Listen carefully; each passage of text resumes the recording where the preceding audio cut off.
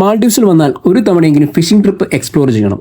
ലങ്കൺഫിനോഹോ എന്ന ഐലൻഡിലെ famous phishing പോയിന്റാണ് ഇന്നത്തെ നമ്മുടെ ഡെസ്റ്റിനേഷൻ. ഹുളുമാല എന്ന ഐലൻഡിൽ നിന്നാണ് ഞങ്ങൾ യാത്ര തുടങ്ങിയത്. ഇവിടേക്ക് എത്താൻ 1 മണിക്കൂർ ബോട്ടിൽ സഞ്ചരിക്കണം. ഫിഷിംഗ് ട്രിപ്പ് ഒരു വലിയ ഗ്രൂപ്പായിട്ടാണ് നിങ്ങൾ പ്ലാൻ ചെയ്യുന്നതെങ്കിൽ ഇതുപോലെ ഒരു നോർമൽ ഫിഷിംഗ് ബോട്ട് ഹയർ ചെയ്യുന്നതാണ് ഏറ്റവും നല്ലത്. ടോട്ടൽ എക്സ്പെൻസ് 50% ഇതിൽ നിന്ന് കുറയ്ക്കാൻ പറ്റും. അങ്ങനെ നമ്മൾ ഫിഷിംഗ് ബോട്ടിലെത്തി. ചൂണ്ടയൊക്കെ ഇട്ട് എല്ലാവരും വെയിറ്റിംഗ് ആണ്. നല്ല ക്ഷമ വേണ്ട പരിപാടിയല്ലേ. ആദ്യമൊന്നും ആർക്കും മീൻ കിട്ടിയില്ല. പക്ഷേ ചൂണ്ടയിൽ കൊടുത്ത് തീറ്റയൊക്കെ മീൻ കൊണ്ടുപോകുന്നുണ്ട്.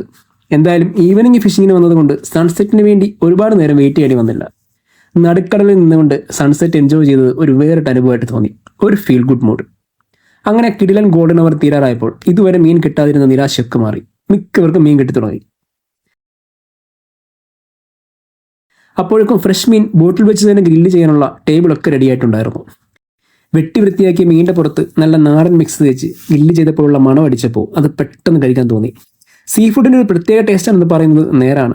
അതെങ്ങനെയാണെന്ന് പറഞ്ഞറിയിക്കാൻ പറ്റില്ല. ഗ്രില്ല് ചെയ്ത മീനൊക്കെ എല്ലാവരും പെട്ടെന്ന് കഴിച്ചു തീർത്തു. അങ്ങനെ ട്രിപ്പെല്ലാം കഴിഞ്ഞ് രാത്രി 11:30 ഐലൻഡിൽ തിരിച്ചെത്തി. എല്ലാവരും ഗുഡ് നൈറ്റ് പറഞ്ഞ് പിരിഞ്ഞപ്പോഴും ട്രിപ്പ് കോർഡിനേറ്റേഴ്സിനോട് മിക്കവരും പറഞ്ഞ ഒറ്റ കാര്യം ഇതായിരുന്നു: എന്നാണ് ബ്രോ അടുത്ത ട്രിപ്പ്?